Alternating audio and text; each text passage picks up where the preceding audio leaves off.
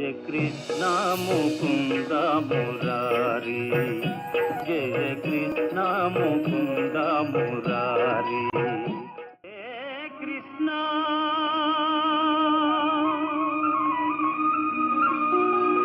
ముకుంద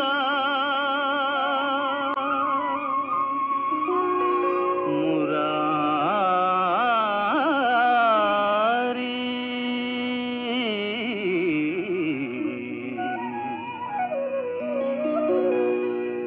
జయ కృష్ణ ముకుంద మురారి, జయ గోవింద బృంద విహారీ, కృష్ణ ముకుంద మురారి.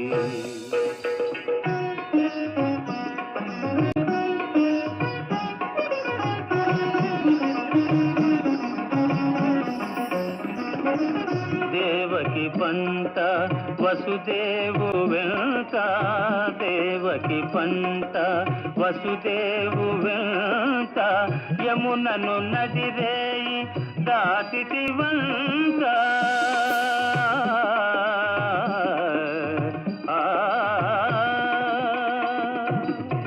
వెలసితి వంట నందుని జింత, వెలసితి వంట నందుని జింత, రేపల్లి ఇల్లాయేనంత, కృష్ణ ముకుంద మురారి, జయ గోవింద బృంద విహారీ, కృష్ణ ముకుంద మురారి.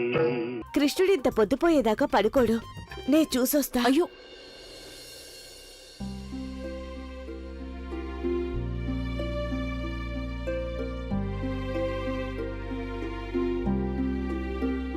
ఈ బలరాముడు మరీను ఏదేదో అంటాడు. చిన్న ఇక్కడ నిద్రపోతున్నాడు. చిన్నా చిన్నా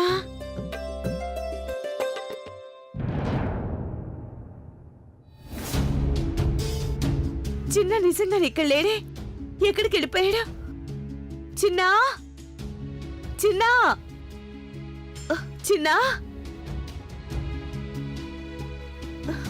కృష్ణ కృష్ణ.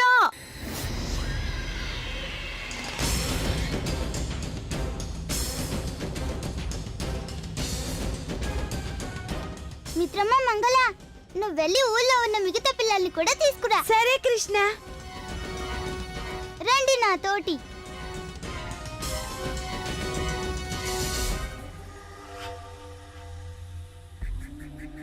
కృష్ణ, నువ్వు నా పని ఎంతో సులభం చేసేశావు. మనం ఎలాంటి చోట్ల దాక్కోవాలంటే అక్కడ మనం ఉన్నట్టు ఒక్కరికి కూడా తెలియకూడదు, చివరికి అమ్మకైనా సరే. పదండి. కృష్ణ, ఆ విషయంలో నువ్వేం బెంగ పెట్టుకోకు. ఇక నిన్ను గాని నీ మిత్రుల్ని గాని ఎవరూ వెతికి పట్టుకోలేరు. వెతికి కనుక్కోవడానికి మీరంతా అసలు ప్రాణాలతో ఉంటే కదా.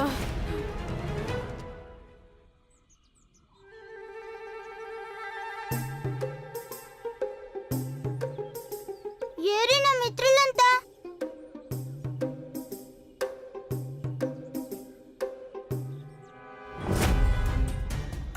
మిత్రమా మధు, జీవక, సుధామా, ఎక్కడున్నారు మీరంతా? మిత్రమా జీవక.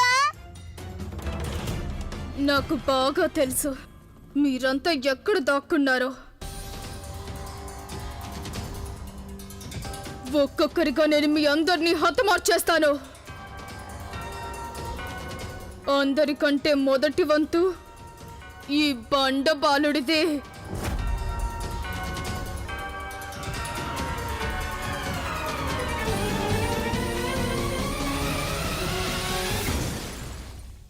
కృష్ణ కృష్ణ ఎటు వెళ్ళుంటాడు?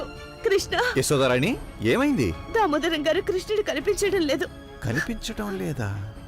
యశోదరాణి, ఆగండి. ఏమైంది యశోద, ఎందుకంతగా పరిగెడుతున్నావు? మన కృష్ణుడి కాళ్ళకి చక్రాలున్నాయి. తనసలు ఒకచోట ఉండినే ఉండడు కదా. ఇక్కడే ఏదో చిలిప్పం చేస్తూ ఉండుంటాడు. లేదు రోహిణి అక్క, ఆకతాయి పని కాదు. నా మీద కోపంగా ఉన్నాడు. రోజంతా నా కుంగికి కట్టేసి ఉంచాను. అందువల్ల కోపంతో ఎక్కడికైనా వెళ్ళుంటాడు. అసలు తప్పంతా నాదే.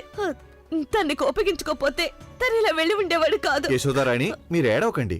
మీ మీద కోపగించుకోవడం అటుంచి కృష్ణుడు కనీసం అలగనైనా అలగడు మీ మీద. లేదు దామోదరం గారు, నాకు ఇవన్నీ చెప్పి లాభం లేదు. మీరు తక్షణమే వెళ్ళి చిన్నాను వెతకండి. సరే సరే, మీరు బెంగ పెట్టుకోకండి. నేను వెళ్ళి కృష్ణుని వెతికి తీసుకొస్తాను. ఎక్కడికి వెళ్ళాడో ఏమో. పొద్దుటి నుంచి అసలేమీ తినలేదు. ఏదైనా చిక్కుల్లో ఇరుక్కొనుంటాడా నా చిన్న? మిత్రమా, మిత్రమా, సుధామా, సుధామా, సుధామా! అరే, ఏమైపోయారు మీరంతా? చావు చెంతకు వెళ్ళారు. కృష్ణ, నీ తోటి మిత్రులందరూ చావు చెంతకు వెళ్ళిపోయారు. మిత్రులారా, ఎక్కడున్నారు మీరంతా? అరే, ఏమైపోయారు మీరంతా? ఈ కృష్ణుడు మరీను మమ్మల్ని దాక్కోమంటాడు. ఇప్పుడు మా కోసం తనే వెతుక్కుంటున్నాడు. ఇలా అయితే అందరం దొరికిపోతాం.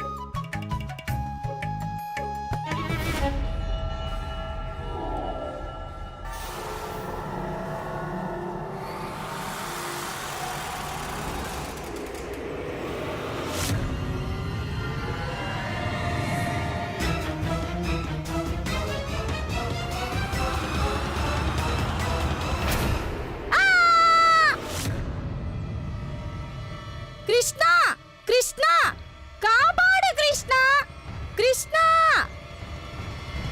కృష్ణ, వచ్చి నన్ను కాపాడు. అరే సుధామా, వచ్చింది నేనే.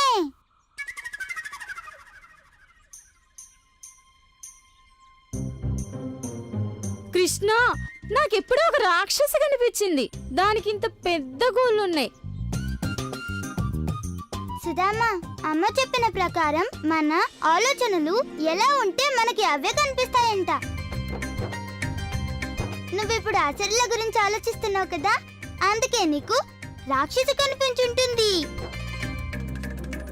ఇప్పుడు మనల్ని గోకులవాసులు మనల్ని పట్టుకోవడానికి ముందే ఏం చేయాలో నేను ఆలోచించాను. ఇప్పుడు మనం అందరం వెళ్ళి గోవర్ధన పర్వతం లోయలో దాక్కుందాం. పదండి. గోవర్ధన పర్వతమా? కృష్ణ, నువ్వెక్కడ చావాలో నువ్వే నిర్ణయించుకున్నావు కదూ. ఇక నేను గోవర్ధన పర్వతం లోయలోనే మీ అందరినీ నా చేతులతోనే హతమార్చేస్తాను. ప్రభు, నందకుమారుడు ఇంత విచిత్రమైన లీలలు ఎందుకు చేస్తున్నాడు? ఒకవైపు యశోదామాత తన కోసం కలవరపడుతోంది. ఇక రెండో వైపు చూస్తే దేవకీదేవి ప్రాణాపాయ స్థితిలో ఉంది. నందనందనుడు తన తల్లుల బాధలు తొలగించడానికి బదులు దూడల హక్కుల కోసం ఏవేవో లీలలు చూపిస్తున్నాడు. ఈ బాలకృష్ణుడి లీలల వల్ల లోకానికి ఎలాంటి మేలు చేకూరుతుంది ప్రభు? దేవి, నందనందనుడి ఈ బాల్యపు లీలలు సామాన్యమైనవి కావు. చెప్పాలంటే ఈ బాల్యపు లీలలకి మానవ జీవితంతో ఎంతో సంబంధం ఉంది. తన ఈ బాల్యపు లీలల వల్ల యుగ యుగాల పాటు మానవులకు జీవితంలోని వక్ర మార్గాలు, దుష్కార్యాల గురించి తెలిసి వస్తుంది.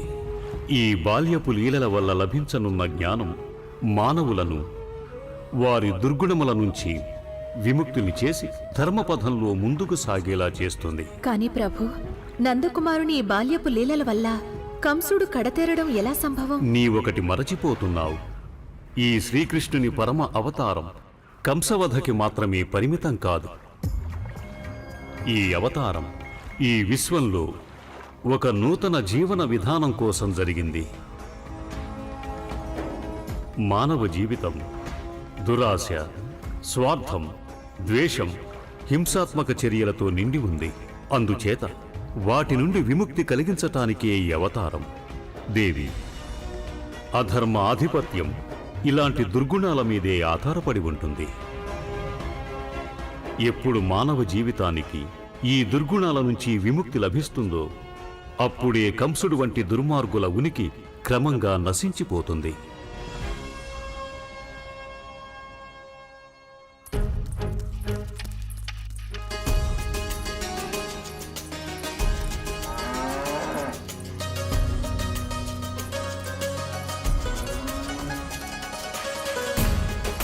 కృష్ణుడు ఇలా పిల్లలందరినీ వెంట పెట్టుకుని ఎక్కడికి వెళ్తున్నట్టు?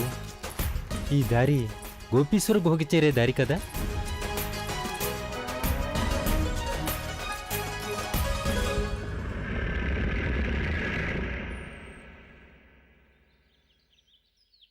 ఏమండి ఏమండి మన చిన్న ఎక్కడికి వెళ్ళిపోయాడో తెలియడం లేదు, ఇంతవరకు కనిపించలేదు. యశోదా, నీ ఆందోళన నేను అర్థం చేసుకోగలను, కానీ ఇది మొదటిసారి కాదు కదా మన కన్నయ్య నీతో చెప్పకుండా ఇంట్లోంచి వెళ్ళిపోవడం. ఇక్కడే గ్రామంలోనే ఎక్కడో ఆడుతూ ఉండుంటాడు, వచ్చేస్తాడు. లేదండి, ఇవాళ చిన్న నా మీద అలిగి మరీ వెళ్ళాడు, అలా వచ్చేయడు. మీరు వెళ్ళండి, ఇక మీదట వాళ్ళమ్మ తన్ని ఏ విషయంలోనూ శిక్షించదని తనకి నచ్చ చెప్పి తీసుకురండి. వెంటనే ఇంటికి వచ్చేయమనండి. మీరిక బయలుదేరండి. నేను దామోదరం గారిని ఎప్పుడో పంపించాను, కానీ ఆయన ఇంకా రాలేదు.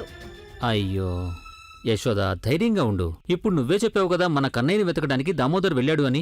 చూస్తూ ఉండు, దామోదర్ కన్నయ్యని వెంట పెట్టుకుని వస్తూ ఉంటాడు. అలాగే కన్నయ్య ఇంటికొచ్చాక తనని ఏం అడగాలనుకున్నావో స్వయంగా నువ్వే అడుగు. నందుడు గారు, దామోదరం గారు, చిన్న జాడ తెలిసిందా? నందబాబు గారు, నేను ఊరంతా వెతికి చూశాను, కానీ కృష్ణుడు చాడ ఏమీ తెలియలేదు.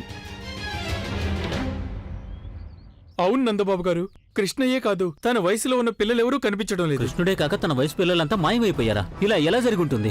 అదే జరిగింది నందబాబు. మా ఇంట్లో పిల్లలు కూడా ఇంతవరకు ఇంటికి తిరిగి రాలేదు. ఇదేమీ సాధారణ సంఘటన కాదు, దీని వెనక తప్పకుండా ఏదో ఉండే ఉంటుంది. నందుడు గారు, మీరేగా చెప్పారు ఒకసారి, గత 5 ఏళ్లుగా పూతన ఈ ఊళ్ళోనే తిరుగుతుందన్నారు కదా. ఒకవేళ కాని తను... నందబాబు, నేను ఆవుల్ని మేపుకుని తిరిగి వస్తుండగా అప్పుడు కృష్ణయ్య పిల్లలందరినీ తీసుకుని ఊరు బయటికి వెళ్ళటం చూశాను. ఎటు వెళ్తున్నారు? గోపేశ్వర గుహ వైపుగా వెళ్తున్నారు వాళ్ళందరూ. గోపేశ్వర గుహ, పదండి. పదండి.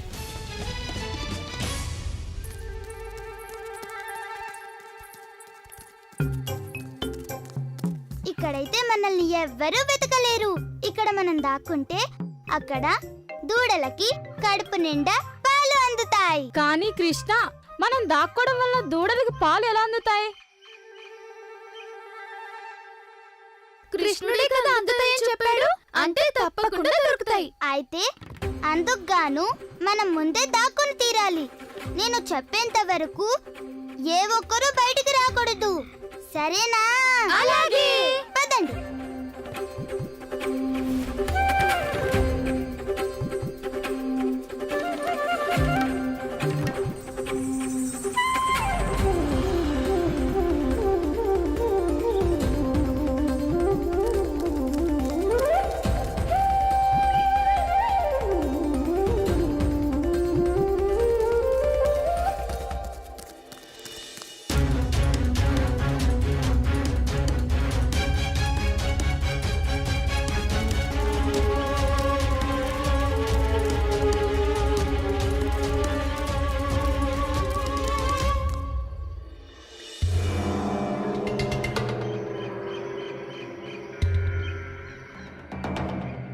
గోకులంలోని పిల్లలందరినీ ఒకేసారి చంపేయడానికి ఎంతో మంచి అవకాశం దొరుకుతుందని నేను కల్లో కూడా ఎప్పుడూ అనుకోలేదు. కృష్ణ, నువ్వు నేను చేసే ప్రతి పనిలోనూ ఎప్పుడూ నాకు ఆటంకం కలిగించేవాడివి, కానీ ఇప్పుడు నువ్వు నాకు ఎంతగానో సహాయం చేస్తున్నావు. కంస పరమాత్మ, కేవలం ఇదంతా కంస పరమాత్ముడి మహిమే.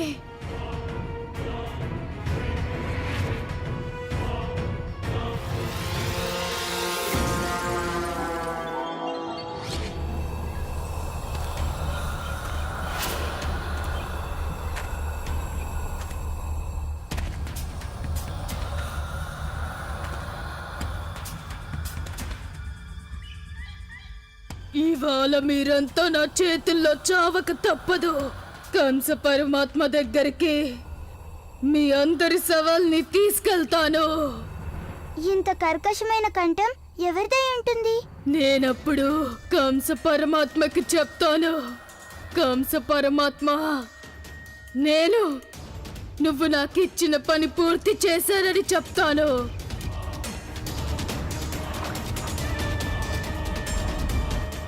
ఆ చీకటి రాత్రి వజ్రపురి రాజ్యంలో జన్మించిన పిల్లలందరినీ చంపేశానని చెప్తాను.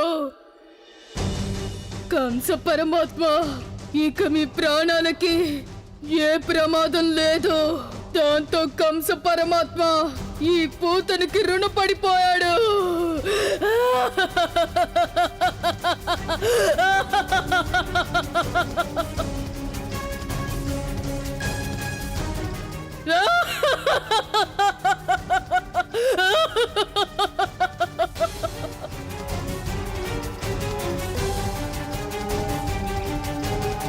నందబాబు, అదే అదే ఆ రాక్షసి పోతన.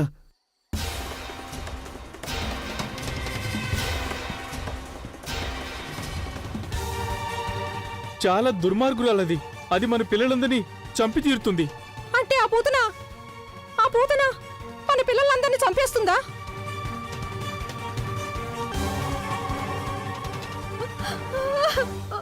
దేవుడా, ఇంతటి నిర్దయుడువా నువ్వు?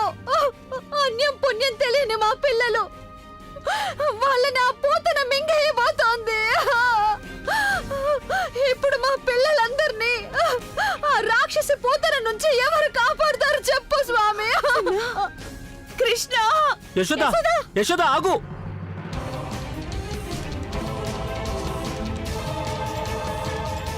యశోద ఆగు.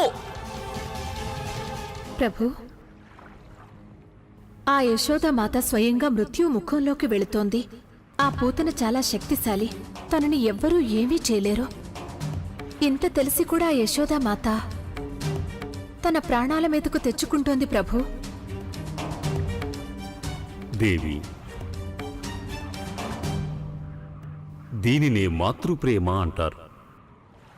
తల్లి కేవలం తన సంతానం కోసమే జీవించి ఉంటుంది. అందుకే ఎప్పుడైనను తన పిల్లలకి ప్రాణాపాయం కలిగినప్పుడు తన ప్రాణాలను సైతం లెక్క చేయకుండా వాళ్ళని రక్షించాలని ఆరాటపడుతుంది. ఇలాంటి మాతృప్రేమ తన సంతానం పాలిట ఒక అభేద్య కవచంలా పనిచేస్తుంది. ఇక ఆ కవచమును మానవులే కాక సకల దేవతలు, అసురులు ఏమీ చేయలేరు.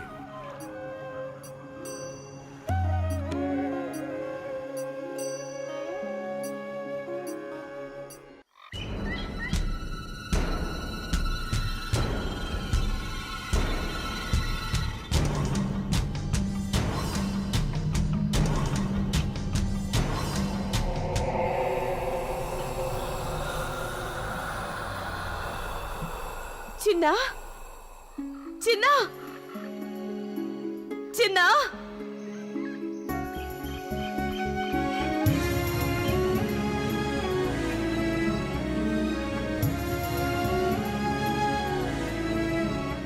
చిన్నా, నీ తల్లుండగా ఎవరు నీకెలాంటి హాని చేయలేరు.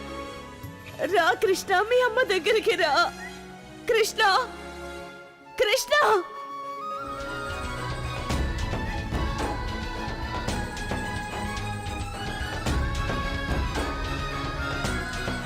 ఏమండి, ఏమండి, చిన్న గాని పిల్లలు గాని ఎవరు లేరు ఇక్కడ. యశోద, ధైర్యంగా ఉండు, ధైర్యంగా ఉండు.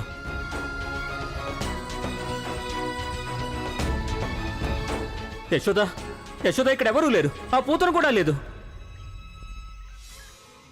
నందబాబు, ఆ పూతన కృష్ణయ్యని మిగతా పిల్లలందరినీ తనతో పాటు ఎత్తుకుపోయిందంటారా?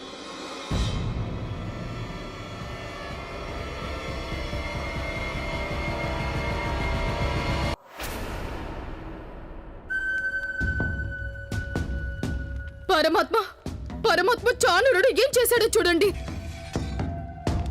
చాణూరుడు చేయలేని పని గత 5 ఏళ్లలో నువ్వు కూడా చేయలేకపోయావు పూతన.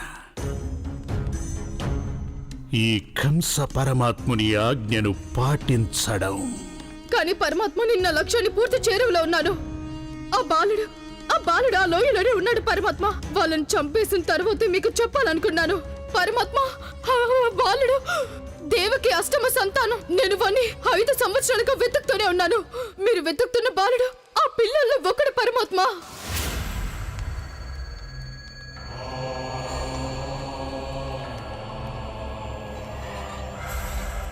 చూడు, భగవంతుని ఎదురుగా నిలుచొని ఏ భక్తుడైనా భయభీతుడై వణుకుతూ అబద్ధాలు చెప్పడం చాలా చాలా తప్పు పూతనా. పరమాత్మ, నేను భయభీతురాల్ని కాదు. అదే కదా, ఈ కంస పరమాత్ముణ్ణి చూసి నీలో భయం పుట్టడం లేదు. అందుకని ఈ కంస పరమాత్ముడు నీకు మోక్షం ప్రసాదించబోతున్నాడు. ఎందుకంటే జీవులలో పరమాత్ముడంటే భయం ఉండకపోవడం చాలా తప్పు. అంతేగా చాణూరా?